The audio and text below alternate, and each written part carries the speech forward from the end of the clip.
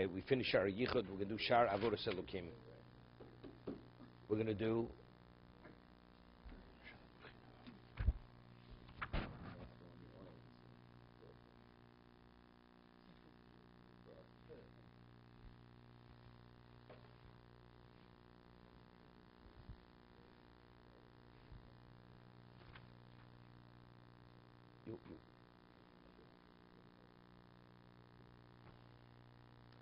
Okay.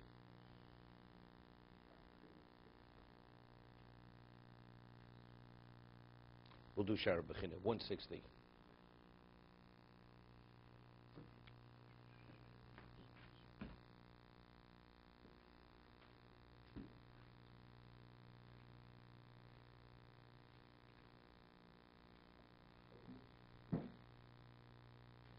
Omar Machaber.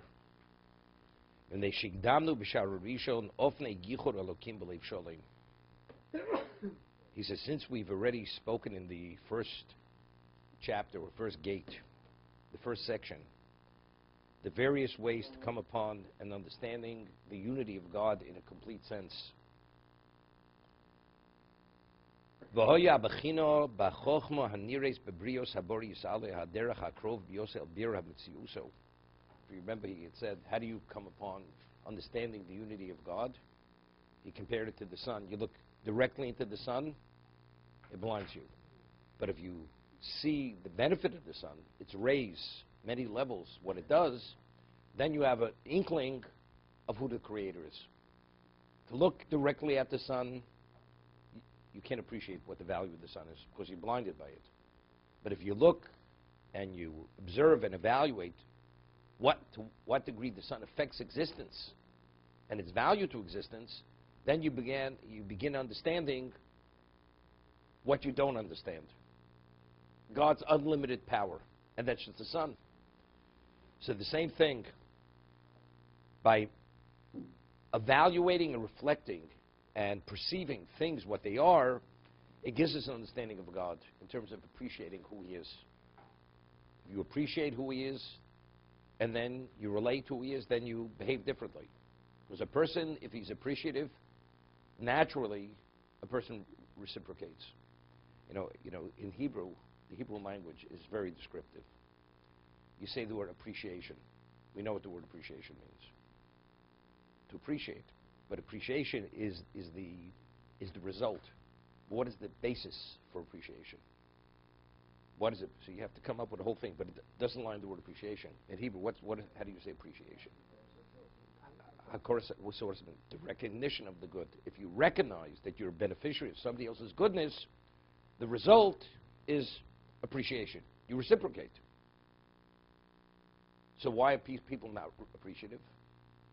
Because they don't really appreciate that something that was done on their behalf was anything special.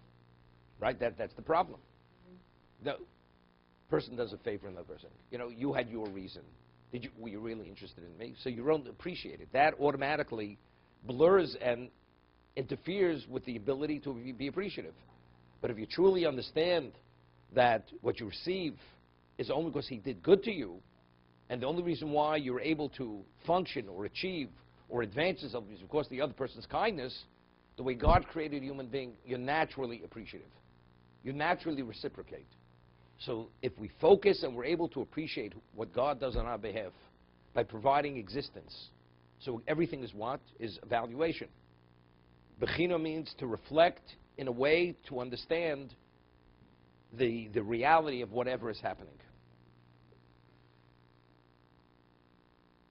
V'hoisa bechina b'chochma haniris bibrius habore. He says the reflection with wisdom, with the obvious wisdom, God's wisdom, in the creation. Haderach hakrov b'yoseh abir b'tziuso. That's the best. That's the closest way to verify and clarify His existence, His essence. V'anosiv hasolul l'dasa bitoso. He says the path, which is the straightest path, the surest path, to understand His truthfulness. His chayavnu ladbik elov, that obligates us to attach ourselves to that path.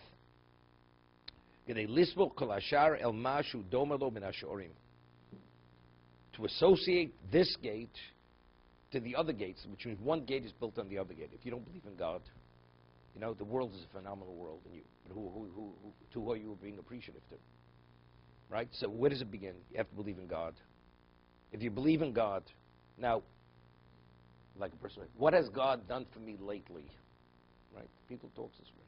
What has he done for me lately? Okay? So, what's the problem? So the person believes in God, but he doesn't see how he's a beneficiary of God's kindness and goodness. You know? It's been sub-zero degrees. It hasn't been this way. You know, I wish it would be warmer. Next day it's warmer. Right? There's no hazardous driving. They lowered your insurance premium because it hasn't snowed in the past 25 years. Right? You could take off collision. You don't need that kind. You're appreciative. Here you're complaining. It's been so cold and this and that. Are you appreciative to God that the weather has gotten better? Well, that's climate. Of course, God could have made the difference. But again, if you reflect and you understand what God does on your behalf, even to the smallest degree, you're appreciative and you serve him differently. And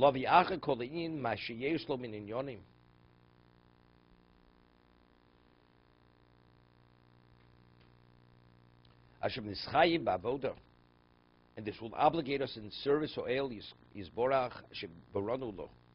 which we were created specifically for that purpose. Shlomo says, God made everything that we should fear. We should fear him. We should revere him.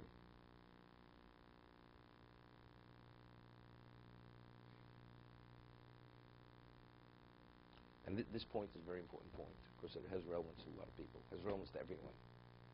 Normally, if an individual does something special for another person, and you recognize it, what does that cause? A greater level of appreciation, greater level of dedication. Nothing's too difficult. If the person clearly understands what the other person did on his behalf, but he says with Hashem, it's just to the contrary. The more God does for you, the less you do for him. He gives the example. The example is a person starts succeeding. Till he began succeeding on an exceptional level, what happened? 3 times a day with a minyan. Set aside time to study. Start succeeding? No. Can't afford to be in shul 3 times a day. Shachris, Ma'ariv. Then business starts really moving, advancing. He has to take on other employees. He has to start traveling. He opens a store in other communities. Starts manufacturing. He gets so busy, Shabbos is the only day he could have with a minyan. Motzoi Shabbos, he has to go out of town. He barely has time to make Havdalah.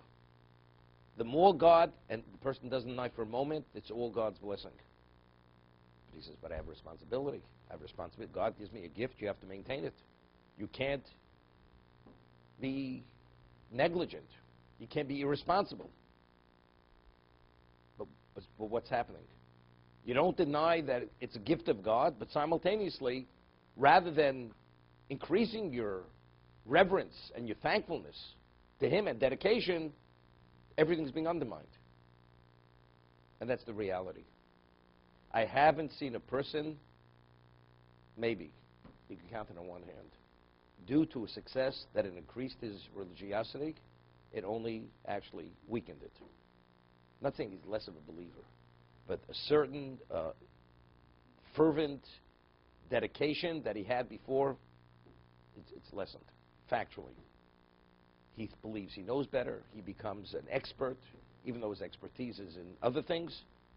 If I succeed to this degree, I think I have a right to make my decision. I'm responsible, whatever it is. But after everything's said and done, I'll tell you a story recently with Reb Steinman. A person comes to Reb Steinman and says he wants to be his partner in Olam Haba, the world to come, just within the past month. He'd like to be his, and he'll give $60,000 to charity. You ever hear such a thing? A person wants to buy the Hope Diamond for $5. Okay? But this is the offer he makes. And the man could afford to give $10 million, okay? So Rosh Steinmetz says to the man, he says, you know, the Kolim in Israel have a problem, and we could resolve the problem if you give $6 million. If you give $6 million to deal with the debt, I'm happy you should be my partner in the world to come. Man says, not more than 60,000. So Rav Shlomo says, it's no deal. So after he left, Rav Shlomo, he's 102 years old, he has a sense of humor. He says, you know something, if he would have given the $6 million, I wanted to be his partner in the world to come.